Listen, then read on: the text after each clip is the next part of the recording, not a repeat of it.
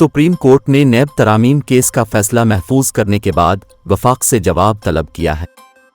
Chief justice की सरबराही में 3 रुकनी bench ने मंगल को नैब तरामीम केस का फैसला महफूज किया था और जुमे को चीफ जस्टिस की अदालत के मुआविन ने फरीकैन के वकीला से राब्ता किया।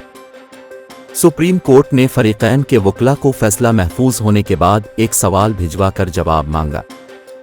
चीफ जस्टिस उमर अता बिंदियाल ने सवाल किया था कि एहतिसाब अदालत दायरा इख्तियार में न होने पर किसी रुकन पार्लियामेंट के खिलाफ रेफरेंस मुंतकिल करती है और वो कौन सी मजाज अदालत होगी जो रेफरेंस का फैसला सुनाए और किस कानून के तहत। वफाक के वकील मखदूम अली खान ने 9 सितंबर को सुप्रीम कोर्ट के सवाल का 5 सफ़हात पर मुश्तमिल जवाब मुतफर्रिक दरख्वास्त के जरिए जमा करा दिया। वफाक के वकील मखदूम अली खान की अजनब से जमा कराए गए जवाब में लिखा गया कि चीफ जस्टिस ऑफ पाकिस्तान के अदालती मुआविन के जरिए सवाल भिजवाया गया। सवाल के साथ हिदायत भी पहुंचाई गई कि फाजिल वकील इसका लाजिम जवाब दें। जवाब में कहा गया कि पाकिस्तान के कानून में अभी तक पार्लियामेंटेरियन होना जुर्म करार नहीं दिया गया।